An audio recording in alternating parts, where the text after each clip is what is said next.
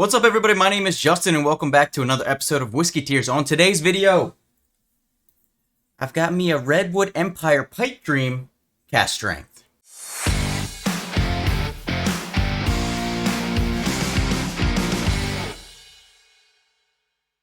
Okay, so this is one of the bottles that gets a whole lot of hype. Typically, around me, it has not been very available. You can generally find the regular releases, but not the cask strength releases. So when I was on my recent bourbon trip over at the beach, I did find one of these, and it was at $80. And normally I see these things going for upwards of $100 or more. So when I saw it sitting there for $80, I thought I couldn't pass it up. It is coming in at 116.8 proof. It says the mash bill is 74% corn, 20% rye, 4.5% malted barley, and 1.5% wheat.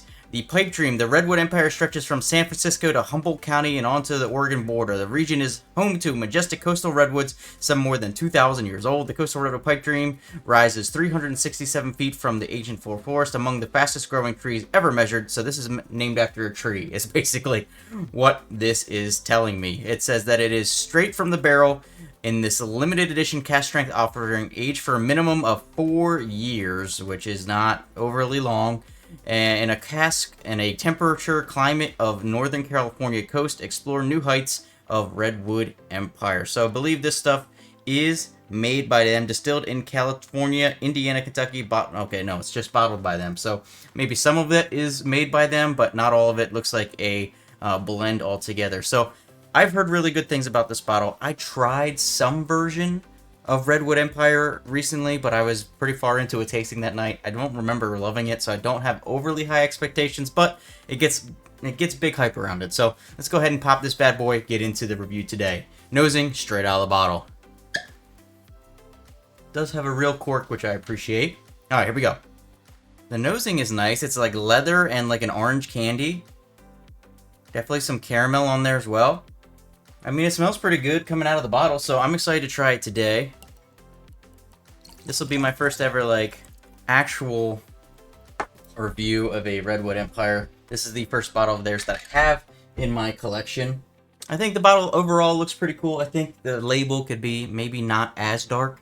It's a little bit dark on the label, but hey, can't complain. I love it when they're in the big, tall bottles like that. So, you know, I'll take what I can get. But anyways, before we get into the review today, if you guys could do me one big favor, hit like, hit subscribe on the channel. Pushing close to 1,400 subscribers if we're not there by the time this comes out. And if you want to catch all these videos earlier, get a cool badge next to your name, go ahead and hit that join button down below. So, Redwood Empire, Pipe Dream, Cask Strength, nosing out of the glass. Yeah, I get a orange leather. It smells a little, it burns my nose a little bit. It's got some heat on there. 116.8 proof. Orange leather with some hints of like there's some deeper, darker notes on there, which I appreciate. I wasn't expecting to get that out of something that's you know, has a 4-year age statement, but it's got some darker notes on there.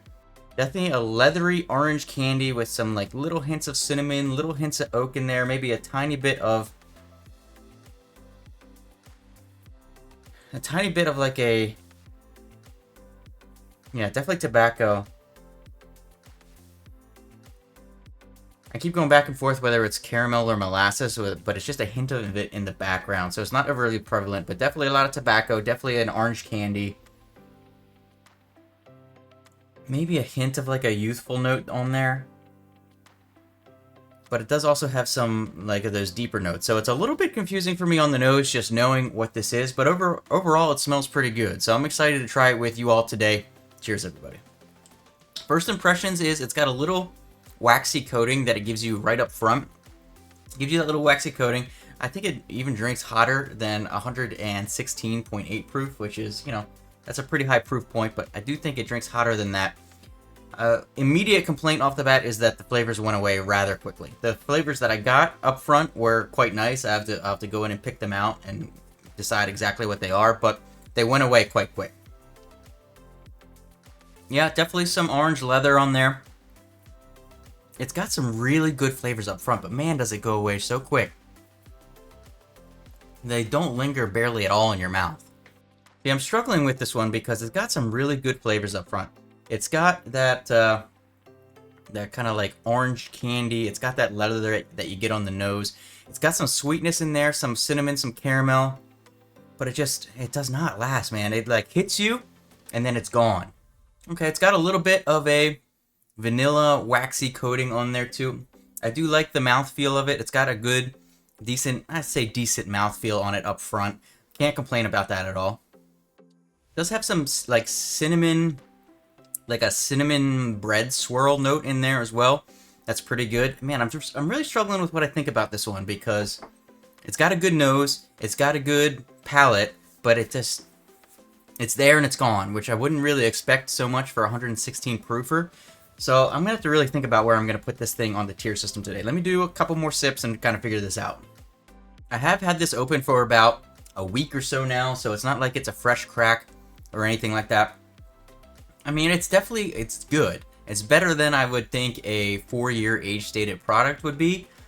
It's got some really good flavors that I like. It's got flavors that are up my alley with that leatheriness, with that orange candy, with those little kind of sweet notes in the background, the cinnamon swirl, the caramel or molasses, a little bit of vanilla waxy coating on your tongue. But I wish it had something for me like after the initial sip. If it had something for me after the initial sip, I would really think I could rate this thing highly, but it just is there and is gone in a flash. So alright, let's go ahead and rate this thing on the tier system today. It's going to pop up on your left side of the screen if you haven't seen it before. This is how I rate everything. Keep in mind, everybody, this is my opinion. Take it or leave it. It's what I think. I have different likes and dislikes than you may or may not have, so it is what it is. Just come to your own opinion. This is just my thoughts on it today. But anyways, last sip before rating it on the tier system today. Man, I know this thing gets tons of hype, and I can see that the flavors are there, but for me, it's just so quick on the palate that I can't overdo the rating on this one. So for me, today, on the tier system, the Redwood Empire Cask Strength Pipe Dream, it's gonna go like top of C tier for me.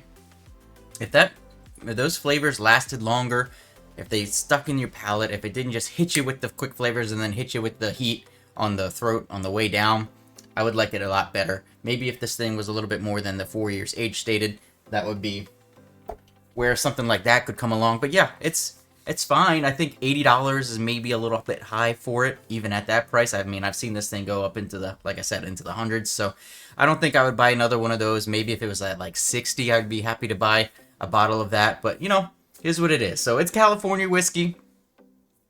My first really real experience with it, and to be honest, it was better than I remembered. I don't remember exactly which one I had, but it still came up a little bit disappointing for where I've seen everybody talk about it. But yeah, it's going on the C tier for me today. Hopefully you guys enjoyed today's video. If you did, make sure you hit like and subscribe, and I'll see you for your next drink.